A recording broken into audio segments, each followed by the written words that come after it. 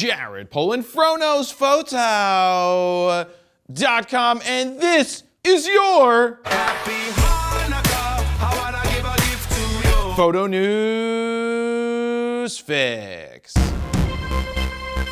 This fix is brought to you by the Super Huger Mega Camera Giveaway for 2022 that is ending on December 31st. This is your last chance to get entered for free for your chance to spend $4,999.99 of my own money on anything you want at Allen's Camera. Now, there is a way to score some extra entries. If you purchase FroPack 1, 2, 3, or the bundle, or you already own them, you will score extra entries that will automatically be placed on the back end, but you will not see them. I will. As a reminder, you do not need to buy anything for a chance to win the grand prize. Head on over to bit.ly/megafro22 to get entered, or FroKnowsPhoto.com/FroPack3 to purchase the preset bundle. The winner will be chosen at random before the end of January, so don't bother me on January 1st at 12:01 a.m. looking to see who won. Good luck. First up, it looks like Adobe subscribes to the money truck. Oh, I like money. Now, what I mean by that is Adobe made $17.61 billion in 2022, with $10.46 billion of it coming from the Creative Cloud. You know, the software that the vocal minority loves to hate on. You think the bass is taken away from the vocal? Who tells you they want to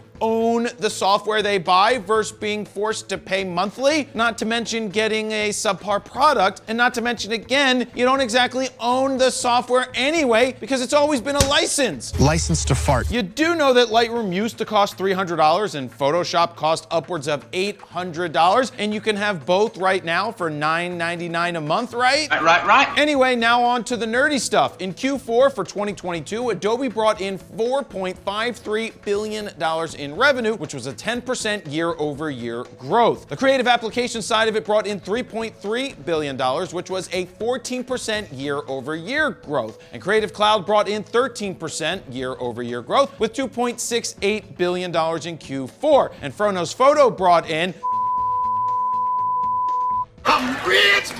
even though they brought in $17.61 billion in 2022, Adobe is projecting between $19.1 and $19.3 billion in 2023. And I guess that partnership with Billie Eilish is paying off. Duh. Speaking of paying off, you want to know what's not paying off? Adobe stock. In November of 2021, Adobe stock hit an all-time high of $668, and now a year later, at the end of 2022, it's around $330 a share. Do you know who's to blame? SBF. Sam Bankman-Fried. It's all his fault. Actually, it's really not. Nonetheless, Adobe continues to crush the subscription game from a business standpoint, and I'll keep subscribing because I use the software. Next up, Nikon has issued a service advisory, which is the nicer way of saying recall. But the good news is, it's not a total recall. You and me. No shit. Part of the advisory reads, users of the Z9 mirrorless camera have informed us that there are cases in which the lens release button on their Z9 cameras, when pressed, does not function as it should.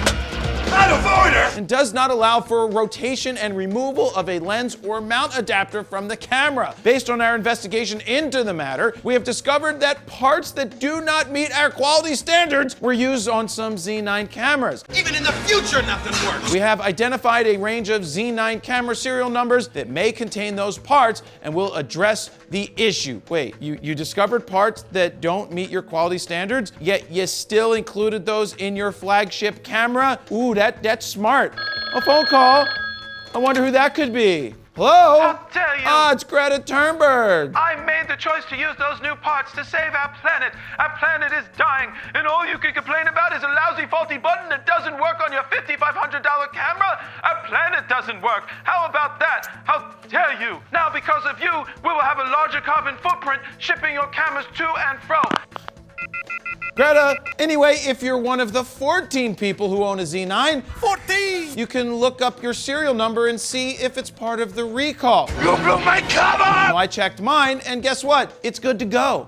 How about you? Speaking of good to go, our podcast FroKnowsPhoto Raw Talk is looking for your hard-hitting, non-gear related questions for our final episode of the year. If you have a question for Steven and I, please leave it down below or send an email to support@FroKnowsPhoto.com with a 30-second or less audio clip with your question, and there's a good chance we'll play that on the show and answer it. Now, Raw Talk episodes are new every Friday wherever you listen to your podcasts, or head on over to FroKnowsPhoto.com/podcast to check out all of the past episodes. And finally, it looks like Canon might be preparing some more RF glass. Canon Rumors is reporting that they've been told that Canon plans on launching 3, count them, wide-angle L prime lenses in the first half of 2023. Those would be a 35 1.2, which I am dying to have in my bag, a 24 1.4, which I'm not dying to have at all, and potentially a 28mm, though no aperture was specified for that one. For me, as a still shooter, I think Canon should definitely come out with the 35 1.2 first, and no, not for selfish reasons at all. Sounds kind of selfish. I personally loved having the Sigma 35 1.2 when I was shooting on Sony,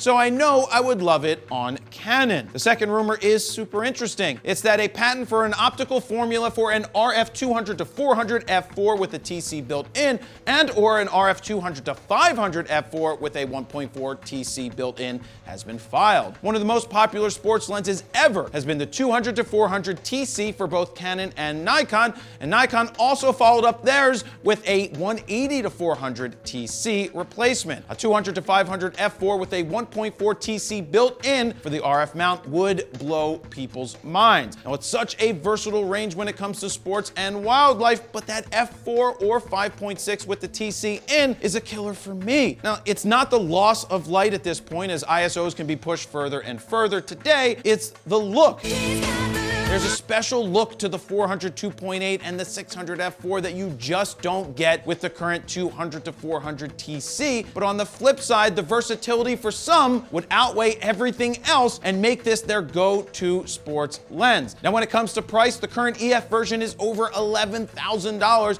which means an RF version would be closer to $13,000 or $14,000 in my mind. What do you think? Would you purchase one of those lenses? And there you have it. That's your photo news fix. This time around, possibly the last one for the year. Don't forget to check out the last fix by clicking over here. Thank you very much for watching. Jared Polin, FroKnowsPhoto.com. See ya.